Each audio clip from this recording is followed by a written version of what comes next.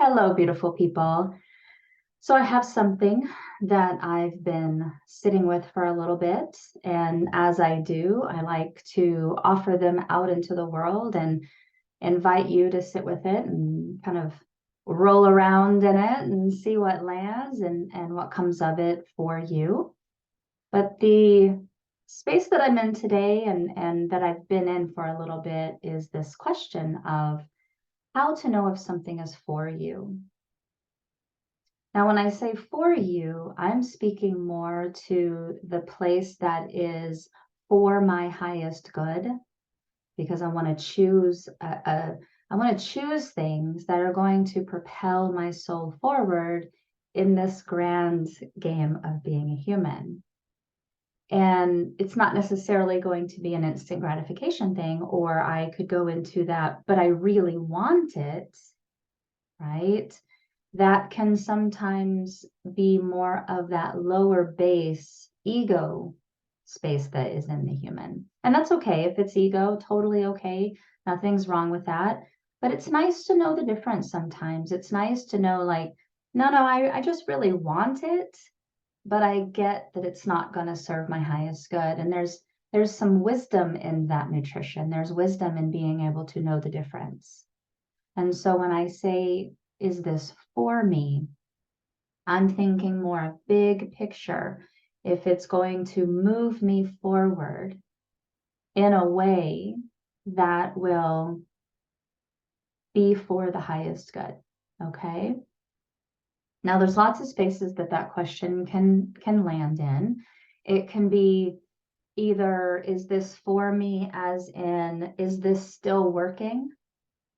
Is what I'm doing still working? Like, it could be a project or a task or a relationship or a job situation. Like, you can really branch out and have this question be just about for anything in your life. And so it can be either, is this still working for me? Or it can be a new thing. It can be a new idea or an opportunity or an invitation. If somebody offers you something, is that for me? Bigger picture for me, right?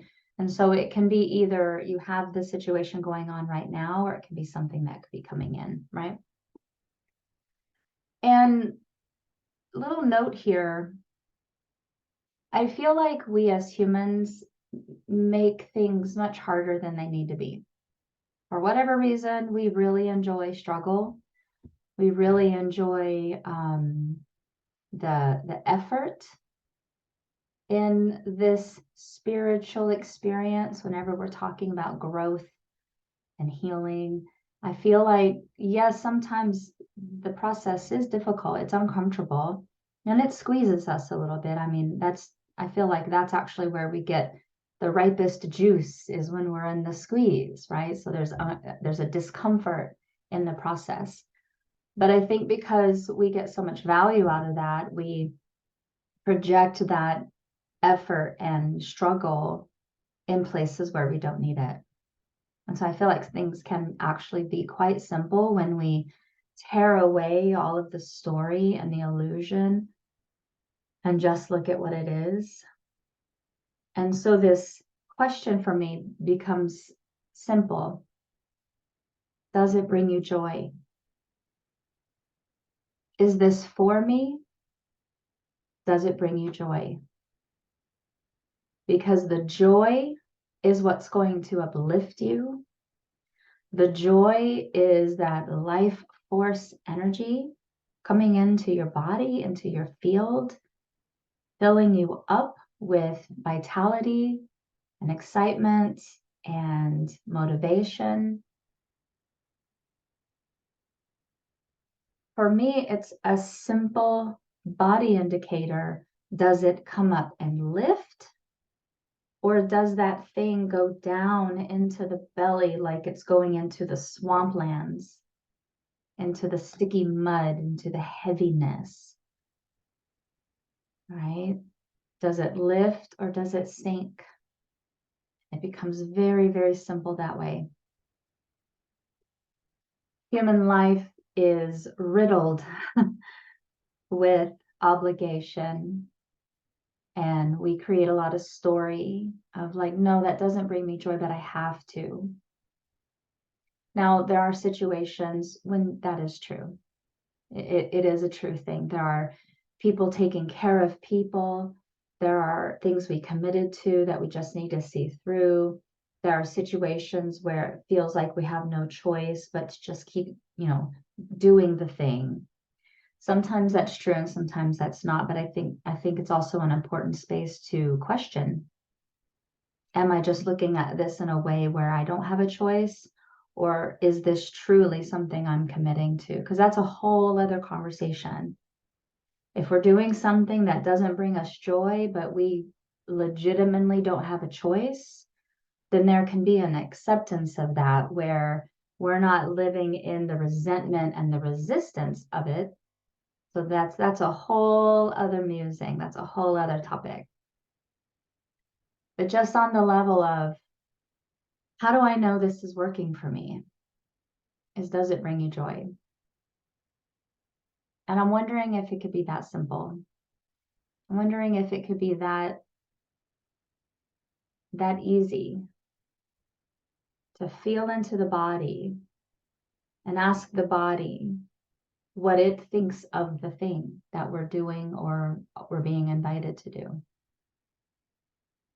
Because there are also some spaces where things have a shelf life. Maybe you're trying something new. Maybe you're excited to start it. So yes, this brings me joy. But over time, the joy begins to wane and starts to slowly turn into obligation.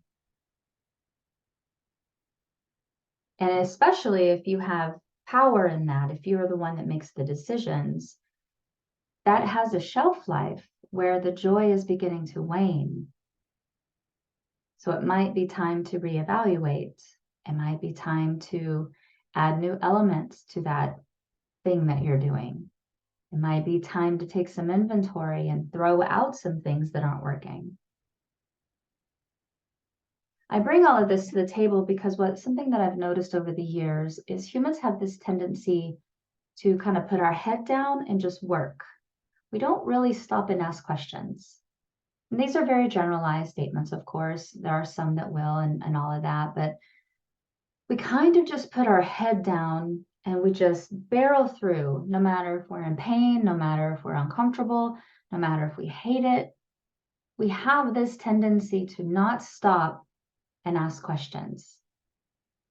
Kind of like a road trip.